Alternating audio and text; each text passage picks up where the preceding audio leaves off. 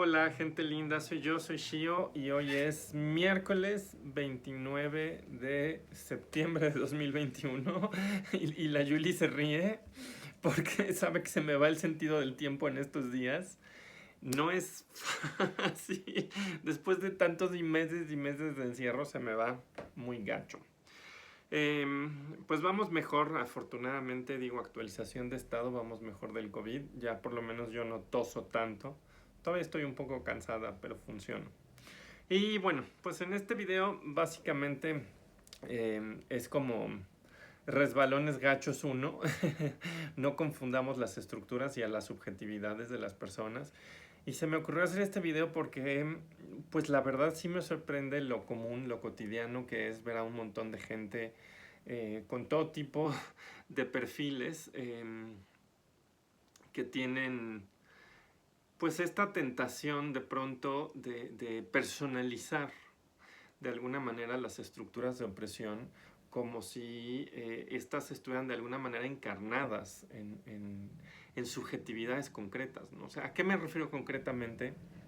Que me sorprende mucho en redes sociales y he visto que pasa en Facebook, he visto que pasa en Twitter, pero donde creo que está totalmente fuera de control, gacho, es en TikTok y en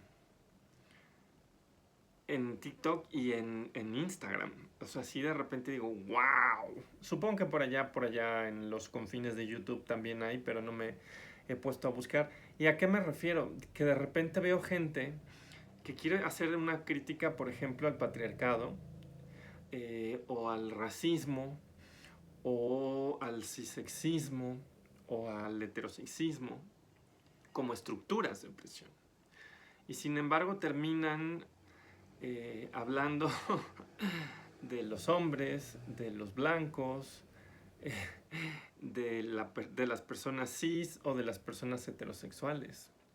Y ese es un desliz peligroso. Y es un desliz que sí creo que hay que cuidar por varias cosas. La primera es porque, en efecto, las subjetividades no son estructuras. Las subjetividades se amoldan y se crean en un juego constante entre agencia y estructura. Eh, y eso también quiero recalcarlo, ¿no? O sea, porque también luego hay una suerte de polarización un poco perversa, donde de repente parece que las subjetividades que están del lado, digamos, de lo privilegiado, son equiparadas con la agencia.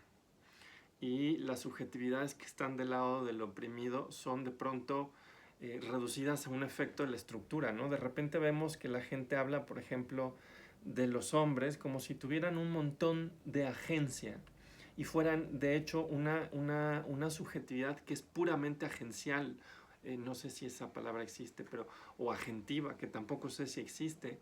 Y de repente parece que todas las otras subjetividades en realidad somos simplemente subjetividades creadas en lo constreñido, subjetividades creadas dentro de lo muy poco que es posible ser dentro de una estructura, ¿no?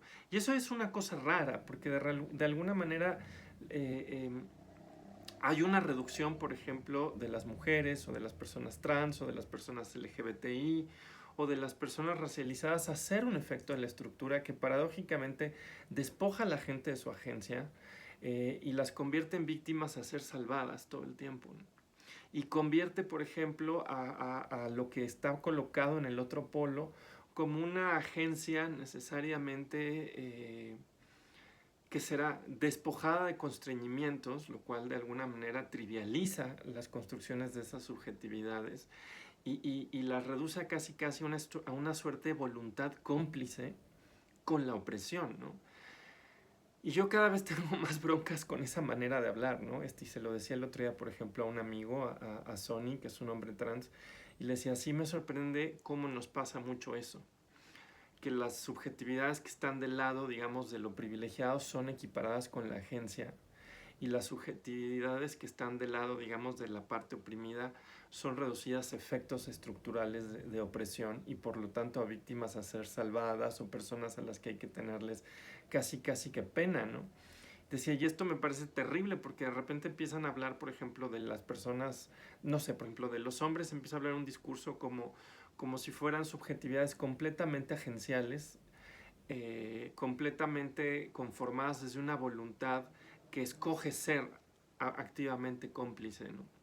Y creo que ese es un tropo que se nos repite cuando estamos hablando de personas cis, de personas hetero, de personas blancas. Y no estoy diciendo que no haya distintos grados de agencia con respecto a la posición social que se ocupa. Tampoco estoy diciendo que cada quien goza de las mismas oportunidades. Pero de alguna manera en esta polarización excesiva, de repente se nos olvida la complejidad de lo que son las subjetividades, y de que al final todas las subjetividades son el resultado de una construcción donde está a la vez la agencia, a la vez la estructura, y por supuesto eso no quiere decir que estén a la par, eh, pero, no son, ahora sí que no son polos radicalmente antagónicos, ¿no? Yo, por ejemplo, he insistido mucho en no olvidar eso, ¿no? En no olvidar que, por ejemplo, la agencia que tienen algunas subjetividades puede ser mayor que otras, pero eso no quiere decir que estén totalmente libres de constreñimientos. Y justo para poner un ejemplo de por qué es un error hablar de las subjetividades como si fueran estructuras, lo que pasa es que los efectos estructurales de las opresiones no solamente alcanzan digamos, a las identidades más obvias, ¿no?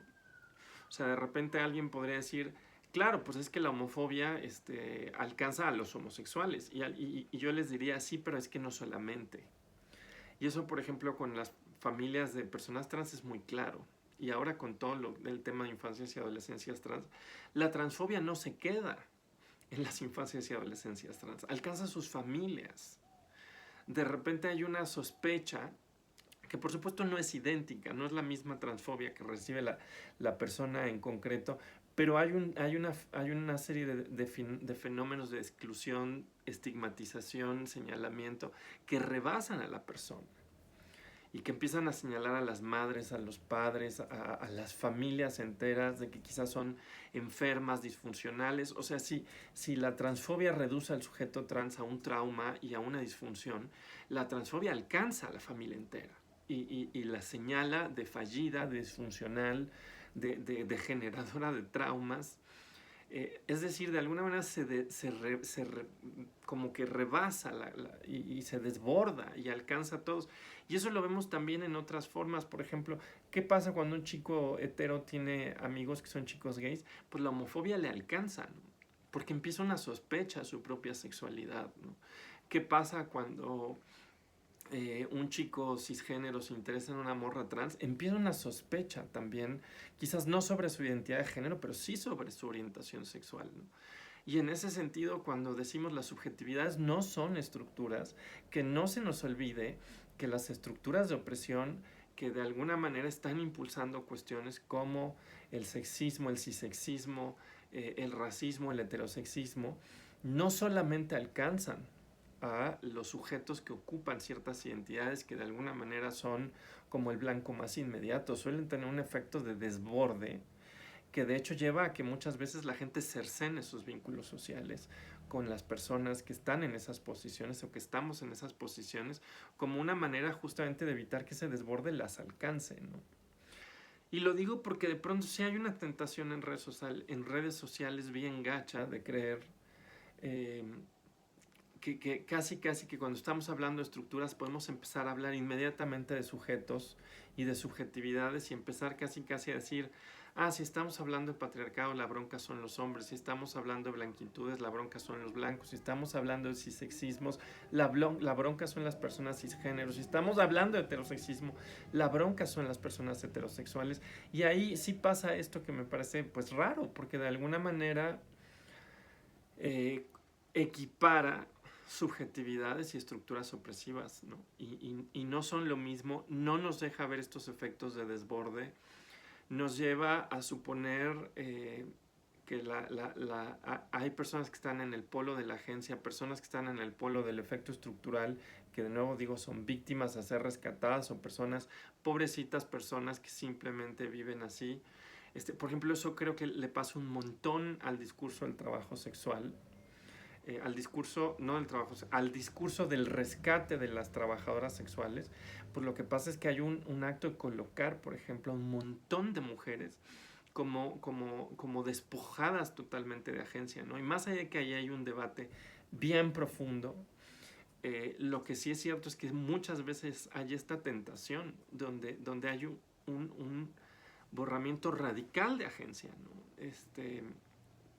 Y por supuesto ese debate no se va a resolver con esta observación, pero de alguna manera pues sí es algo que yo creo que hay que mirar con cuidado y no caer en esta tentación, porque además nos lleva a personalizar las cosas y nos lleva de alguna manera a sospechar de ciertas subjetividades y a no pasarle revista a aquellas subjetividades que parece que no pueden encarnar, por tanto, estas dinámicas, ¿no? Y perdón, la transfobia la podemos cometer las personas trans. Cuando de repente llega alguien y dice, pues es que ser trans es ser transexual y los travestis no son parte de lo trans, pues ahí tenemos un problema. Cuando llega de repente alguien y dice, perdón, pero es que ser LGBT en realidad tendría que ser la vivencia pura y exclusiva de las personas homosexuales, lesbianas o incluso trans, pero los bisexuales son en realidad heterosexuales de tiempo parcial.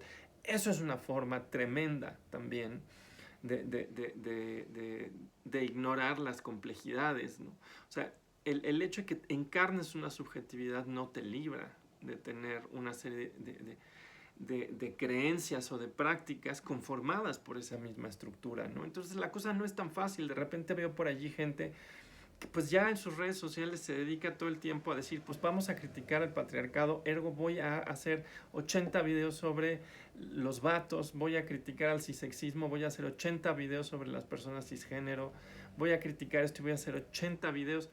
Y yo creo que eso simplifica. Con esto no estoy diciendo que la gente vaya por ahí libre de contradicciones. Las contradicciones las tiene un montón de gente.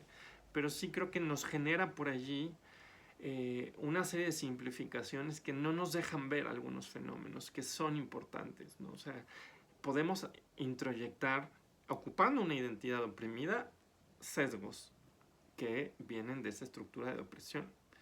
Eso tampoco quiere decir que necesariamente esté todo a la par, ¿no? No quiero que se lea que todo está a la par, simplemente decir aguas, la cosa es más complicada. Pero bueno, como ven, puedo hablar un poco mejor sin ahogarme, sin caerme de cansancio, lo cual es bueno. Y nada, nos vemos en una semana. Lo que sí es que sigo teniendo voz de Pato Donald. Pero bueno, nos vemos en una semana. Bye bye.